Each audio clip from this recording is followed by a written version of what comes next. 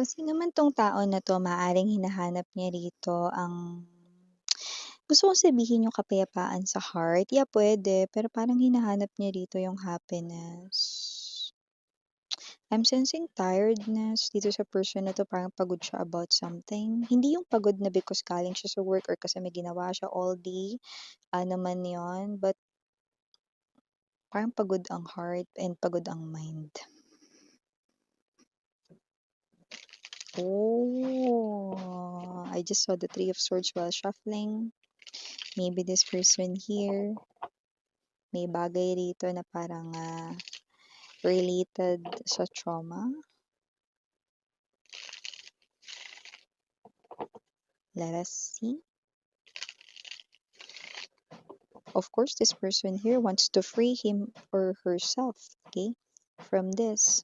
Wants to gain balance. Number 21 could be significant, but I'm getting that when you add 2 plus 1, you will get 3. Wala tayo sa math class. Ibig sabihin, gusto niyang hanapin ng balanse sa kanyang energy. Mahirap kasi parang mapanatag araw-araw kapag hindi mo nahahanap ang center or ang balance mo. Ne. So, let us see.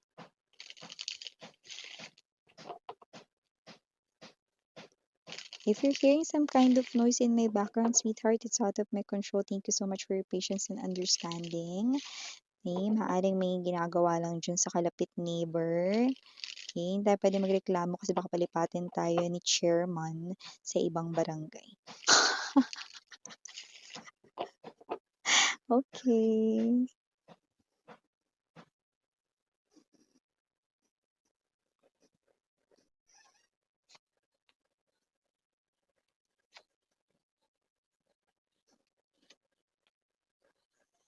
Hmm.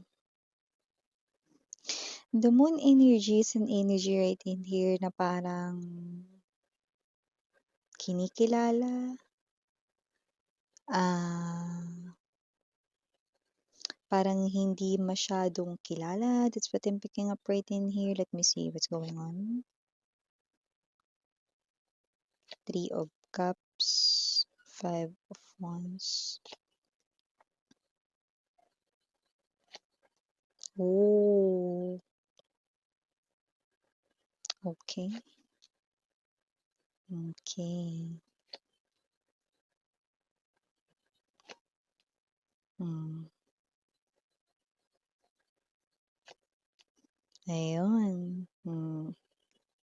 Devil para sa atin 'no, na energy ng person na ito na kumo-connect sa'yo. Bottom of the deck mo, sweetheart, hangman, Ten of Swords, and the Star. Mhm. Kung sino man ang energy na ito na kumo-connect sa'yo, this is your ex at mukhang meron na siyang bago, meron na siyang iba, ayan 'no.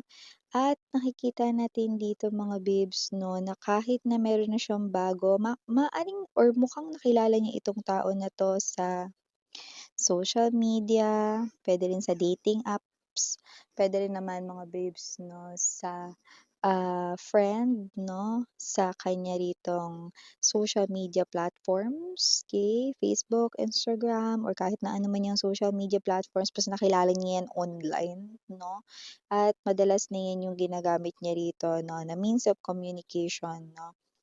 Pero hindi ko alam mo kung sino man 'tong ex mo na ito 'no, actually nakikita ko rito para siyang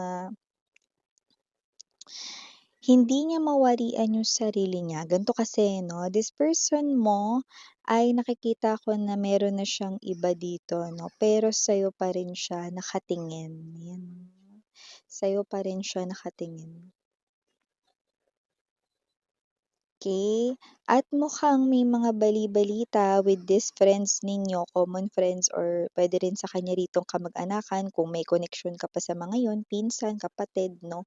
So 'yan 'no, puwede rin pong ganyan 'no. Nakikita natin dito na maaaring nagiging usap-usapan na rin 'no, ang papalit-palit niya rito ng mga ka-in relationship 'no. In other words, parang ano lang 'no, mga ilang linggo lang iba na naman yung person niya or mga ilang buwan lang 'no, iba na naman yung person niya. niya 'no. So, maaaring nagpapapalit-palit siya rito ng karelasyon 'no, pero kahit na nagpapapalit-palit nakakabulol naman 'to. Kahit na nagpapapalit-palit siya, 'yan, ng koneksyon ay ikaw pa rin ang kanyang tinitingnan 'no, sa'yo pa rin siya rito nakatingin 'no. At nakikita natin dito that with the moon, parang ito 'no, na sa tuwing magkakaroon siya ng relationship 'no, parang kung sino na lang 'no, yung nakuha niya, parang kung sino na lang yung naka-relationship niya, parang hindi niya pa yun masyadong kilala, tapos naging sila na agad, yung parang gano'ng energy. Yung parang 'di pa sila as in talaga parang nagkakakilala ng lubusan 'no, wala masyadong alam sa isa't isa lalo na 'no, maaaring ang naririnig mo rito 'no ay, posibleng hindi masyadong alam ng babae or ng lalaking yun 'no, yung kilos, ugali ng iyo ritong ex-lover 'no or ng iyo ritong ex-person. Yun yung nakikita natin dito na bagay na maaaring nagiging dahilan ng kanya ritong pag-iiba-iba ng karelasyon 'no, kasi parang kung sino na lang rito 'no, yung maka-relationship na yun na lamang, 'yan 'no. Pero 'wag nating kalimutan na nandito ang Five of Cups at ang Devil. There's something here that you need to know, pero bago 'yan batiin na natin everybody. Hi and hello there everyone, my name is Yan. Welcome new subscribers, returning Eastern buyers, thank you po sa inyong walang sawang love and support for me. Kung di niyo pa alam, mayroon pa po tayo ni main channel, The High Priestess. Link down below sa ating description box, case. Mga interested pala mga babes, no, meron pa tayong overall written forecast for your zodiac sign. That's for 1-5, consisting of general messages, love messages, career/business messages, money messages, angel numbers for your extra guidance, and significant events to remember. Dun po pumapasok yung mga surprises, if meron, or mga sudden changes na hindi mo knows pero malalaman mo doon. Ayan o. So, i-message lamang ako sa thehighpriestesstarotKR@gmail.com to avail one. Okay? So, that's for 1-5 for the entire year na yon ng 2026 hanggang February lang yun mga babes, no? Na i-o-offer dito sa channel. Ayun nga 'no, wala rin po tayo ditong gender, babae, lalaki, LGBT, lahat ay welcome. Puwede rin pong i-switch ang mga roles dahil possible talagang magka-switch kasi general reading ito and at the end of the day lahat ay may free will na free mong gamitin anytime, anywhere 'no, at timeless tayo dito puwede nangyari na po sa iba nangyayari naman po ngayon at sa iba ay mangyayari pa lamang po at yun nga 'no, sa nakikita natin dito malinaw na malinaw sa sabaw ng pusit at malinaw na malinaw, puting-puti ang linaw. Mas malinaw sa kilikili ng katabi mo. Charot. So yun nga mga babes, nakikita natin dito that whoever this ex-lover of yours, definitely totoo ang mga bali-balita 'no, na siya'y nagpapalit-palit ng mga, relasyon dito 'no, bagay na ginagawa niya 'no. At kung sino man 'tong energy na 'to 'no, hindi dahil sa hindi niya nakakasundo yung mga nakaka-relationship niya, kundi may isang babae or isang lalaking natatangi sa kanyang puso 'no, at yun ay walang iba kundi ako. Ay, ikaw, yan oh, ano ka ba? Siyempre ikaw 'no, ba yan, slow naman.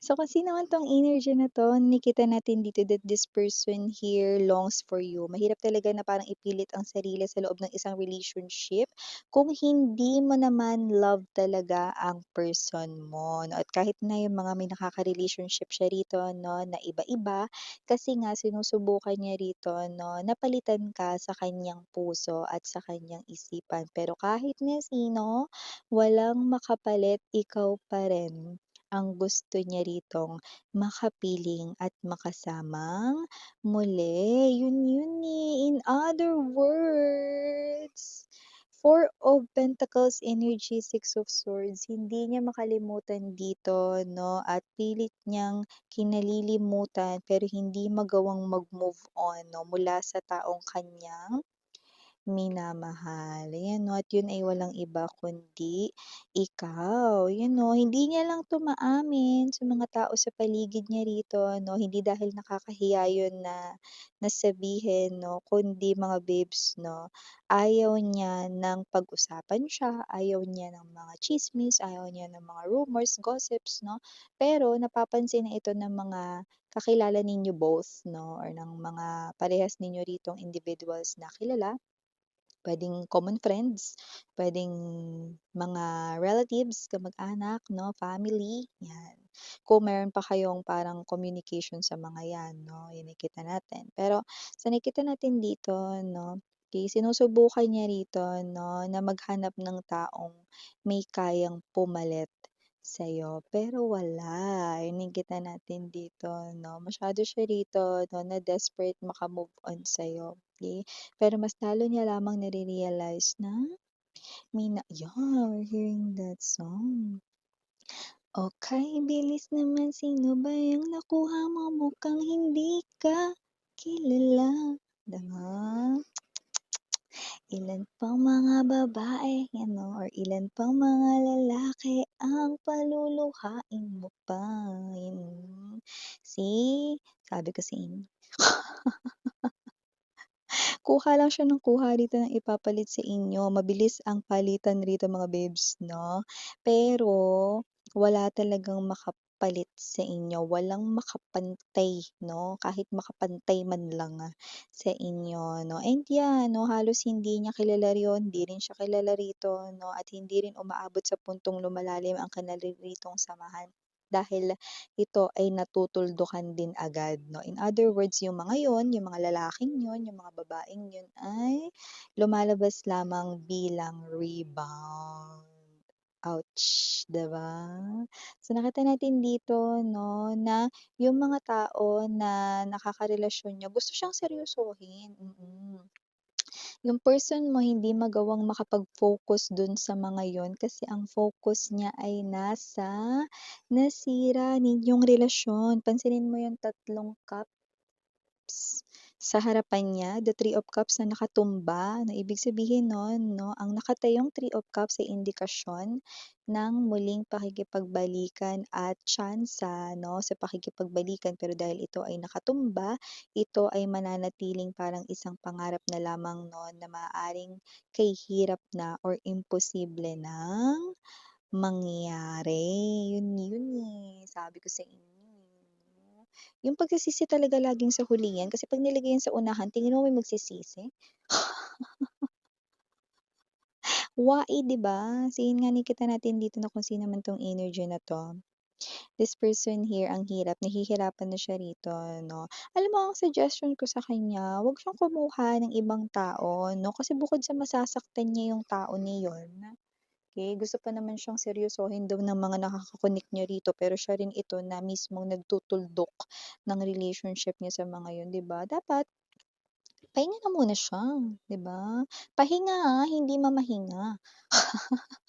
Pahinga muna siya sa love, 'di ba? Hilumin niya muna yung self niya, 'di ba? Mag-self-love siya, mag-self-care siya, 'di ba? Maging single na muna siya, kasi hindi ka puwedeng mag-move on tapos gagamit ka ng ibang tao para makalimot. Alam mali yun, So, kung sino man 'tong energy na 'to 'no, ay ko hindi niya rin kasi akalain na darating sa punto 'no, na seseryosohin ka niya. Hindi niya kasi akalain na aabot sa sitwasyon na hahanap-hanapin ka niya. Umabot. There you go. Kaya kung sino 'tong energy na 'to with the Hangman right in here, Ten of Swords and the Star, walang ibang laman ng kanyang isipan 'no at plano sa mga future, wala siyang gustong kasama sa mga ito kundi ikaw. Pero kung mapapansin mo, we have the Ten of Swords, maaaring nagtaksil sa'yo itong tao na 'to. Dahil masyado siya ritong malandi dati. Okay, ito ay everyday witch tarot. So, ang means ng transportation rito or sasakyan ay broomstick. So, kung makikita mo, inaabot niya rito ang broomstick. So, definitely, hindi siya makaalis no, dahil may mga 10 espadang nakatarak sa kanya rito, no, nakapa. So, nakita natin dito isa itong klase ng indikasyon na gusto niya ritong umuwi sa inyo pero dahil sa kanyang kasalanang nagawa, para sa inyo it's unforgivable. Ayan 'no, hindi niyo kayang mapatawad or hindi ninyo magagawang malimutan ang kasalanang kanyang nagawa. Bagay na nagbibigay diin dito sa kanyang kagustuhan na pakikipagbalikan ay isa na lamang isang imposibleng bagay, pero patuloy pa rin niyang pangangarapin with the star. Teka. Ay, 'yan tayo, eh, 'di ba? Hayaan mo next time afterlife ilalagay na natin sa unahan ang pagsisisi.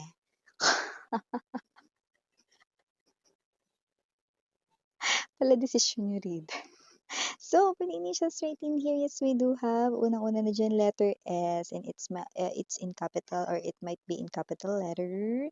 We also have here other letters but might not be capital. We have P, H, I, A, G, J, R. Oh, JR. Ayan o, maaaring initials, no? Or just take only what resonates. And last two letters that I'm saying, O and F. So yeah, ito yung mga messages right here for you guys. Again, I'm Miriana Oni. Sana ngayon been light. Anyong.